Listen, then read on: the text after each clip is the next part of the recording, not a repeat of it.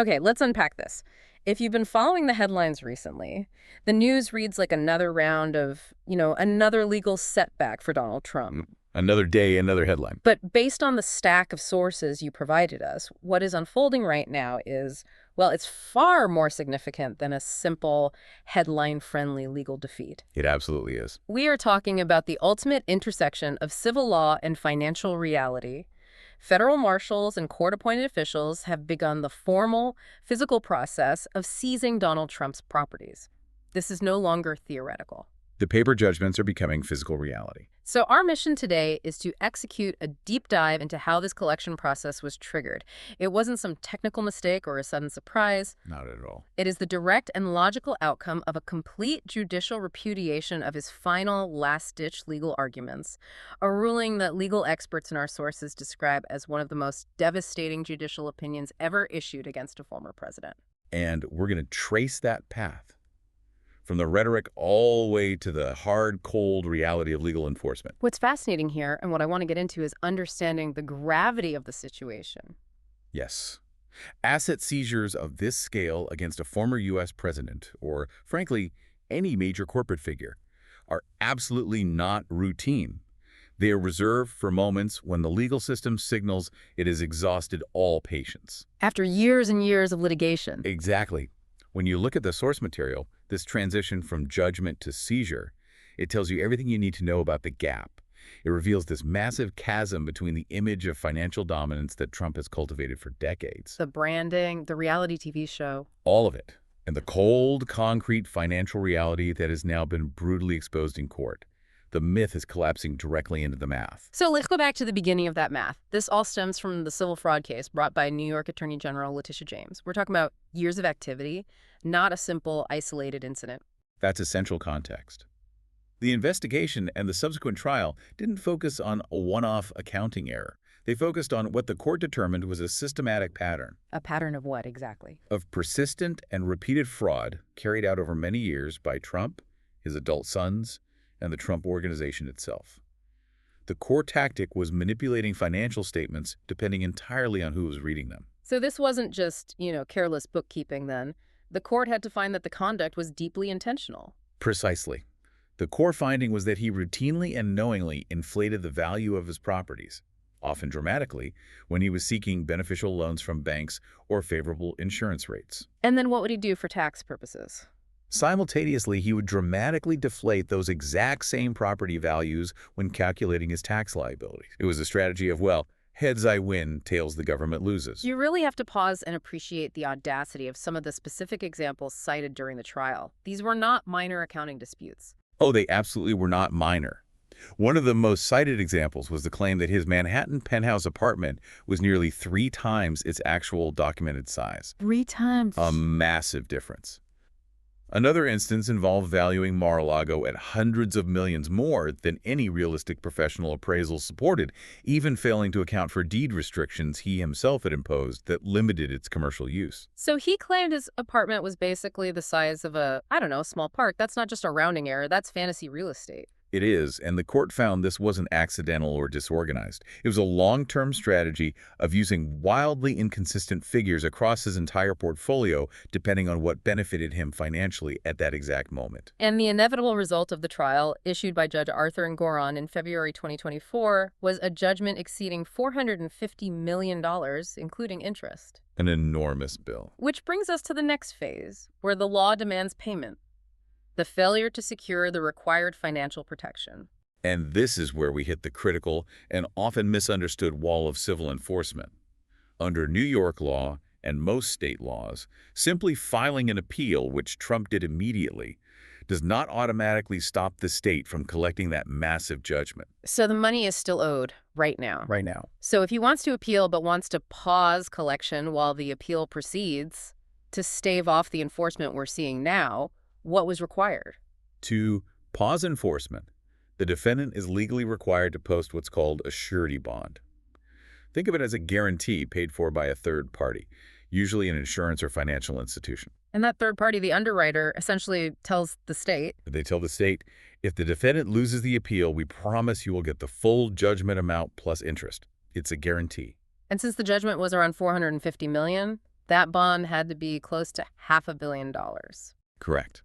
And the attempts to secure this bond, that's the part that genuinely brings the financial reality home to you, the listener.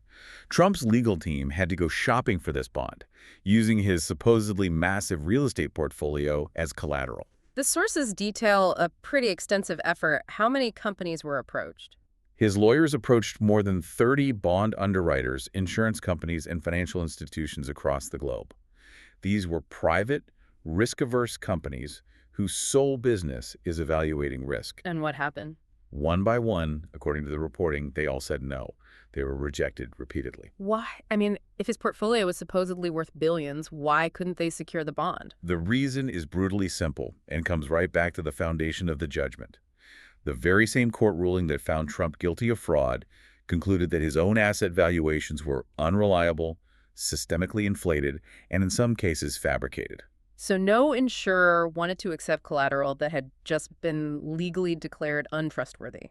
Exactly. No serious financial institution was willing to underwrite a bond of that immense magnitude based on collateral whose value had just been declared junk by a high court in New York. Here's where the analysis in your sources gets really interesting, because the rejection wasn't driven by partisan politics or ideology. Absolutely not. The detailed financial analysis we reviewed highlights a crucial point.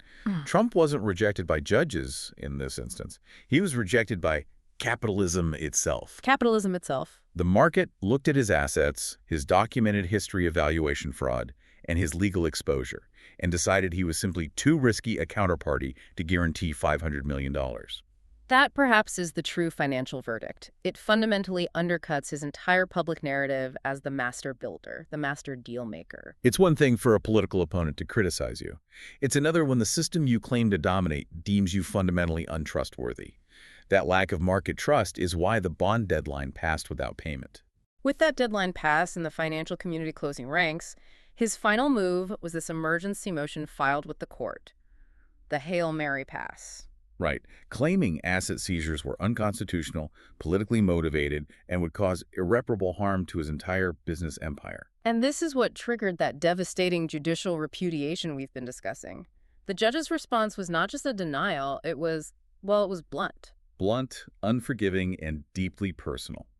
She labeled the arguments frivolous, legally baseless, and in one particularly sharp phrasing, offensive to the integrity of the court itself. That kind of language is highly unusual, even in contentious cases. It sounds like the court was signaling that it viewed these motions as an abuse of the legal process. It absolutely was. The judge systematically dismantled the argument that Trump was a victim of injustice.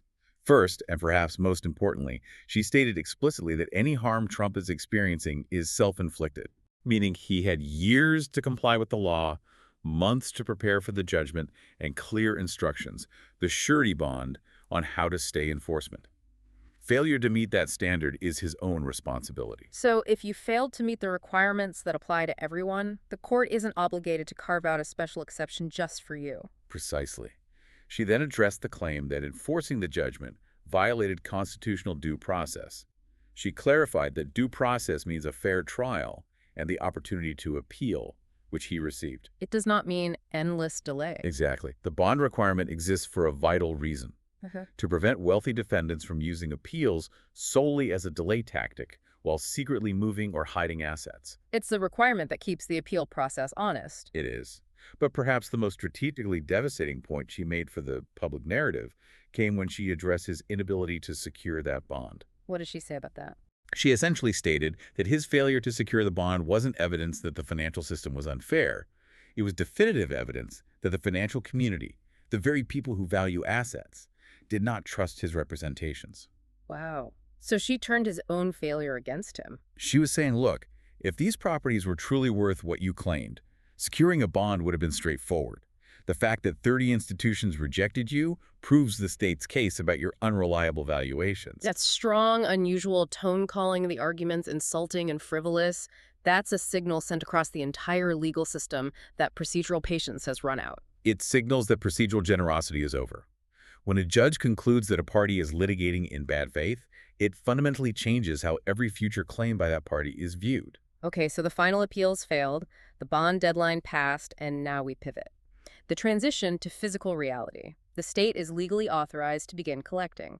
And this is the machinery of civil enforcement doing exactly what it is designed to do. Oh. It is methodical, not theatrical. It involves several key steps. The first is off of the appointment of a receiver. And what exactly does appointing a receiver mean in this context? A receiver is a court-appointed official, usually a financial or real estate professional, who takes over the management of the property. They document every lease, every expense, every revenue stream. So the property effectively stops being the defendant's to freely control. It becomes an asset under judicial management.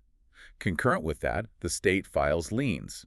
A lien is a legal claim against an asset. It means if the property is sold, the state gets paid first. And the sources detail officials physically showing up on site. Let's talk about the symbolic targets here. Yes. Starting at 40 Wall Street, one of his most iconic New York City holdings, state attorneys and court-authorized representatives entered the building. What does that actually involve? It involves meeting with management, reviewing financial books, placing the receiver in charge of rent collection, and ensuring that no revenue can be diverted from the state's grasp. So they're taking control of the money flow. Then you saw action at the Seven Springs Estate in Westchester. The sources indicate court-approved appraisers were granted access for formal valuations. And that's a massive step, right? It's huge. When appraisers arrive with court authority, it is because liquidation is no longer hypothetical. It is scheduled. The state is preparing a formal value assessment to prepare the property for a forced sale. And then there's the sheer symbolism of Trump Tower, the centerpiece of his mythology. Watching legal officials enter that building to evaluate it for potential seizure, that's a psychological blow. It signifies the collapse of the illusion of absolute dominance. Trump's legal team had warned the court of chaos, claiming that forced sales would harm tenants and depress property values. How did the court respond to those warnings of chaos? They were utterly rejected. The judge made clear that this was the predictable, necessary result of losing a massive fraud case and then failing to meet the legal requirements to delay enforcement. The law doesn't freeze itself out of sympathy for a defendant's brand. Which brings us to the broader fallout. Because this isn't just about the seized properties. This is a system failure that could trigger a cascade. Exactly. We need to discuss the risk of cascading financial exposure, what some call the stress fracture effect. Many of Trump's properties, like almost all major real estate, are heavily leveraged with debt. Okay, so if the state seizes a flagship asset like 40 Wall Street, how does that trigger default elsewhere? Well, when a major lender sees a substantial portion of a borrower's portfolio placed under seizure due to a massive fraud judgment, it triggers default clauses in their other loans. The seizure increases the perceived risk exponentially. So lenders who had nothing to do with the original case can suddenly declare him in default. And demand accelerated repayment on loans for properties you thought were entirely safe. Suddenly, failure becomes contagious. Financial failures, unlike political scandals, operate purely on math and deadlines. And that contrast between his usual tactics delay, deflection, media outrage, and the quiet mechanical function of the civil enforcement machine is key here. His usual tools are useless. He can't tweet his way out of $500 million owed to the state of New York. And the loss of credibility from the judge's ruling, labeling his arguments frivolous, that has to influence every future legal battle he faces. It's massive, both legally and politically. Politically, the visual reality of marshals and receivers executing court orders clashes violently with the image of dominance he cultivates for his base. It could push public perception from the idea that he's just being treated unfairly To the perception that he is fundamentally financially incompetent or dishonest, which is a far more dangerous shift for a political brand built on success. So the status has fundamentally shifted. He is no longer fighting a theoretical judgment. He is now fighting the relentless, impersonal machinery of civil enforcement. And that machinery does not stop once it starts, unless the money appears full and final. This moment is not about winning a news cycle, it's about financial viability. The consequences are irreversible once properties are sold. This whole saga really drills down into whether there are limits to power and wealth when faced with established law. And this case is a genuine test of that. Can the legal system withstand this kind of pressure? So far, the system is holding not through moral condemnation, but through boring, predictable bureaucracy. Fraud findings lead to judgments. Judgments require bonds. And failure to post bond triggers seizure. The accountability is landing through the simple predictability of the rules. The question now, as the state proceeds, is what long-term precedent this sets for how power interacts with the law in America. So this isn't just about collecting a fine. No. It's about setting the binding precedent that civil enforcement against the powerful follows the exact same predictable timeline as it does for anyone else.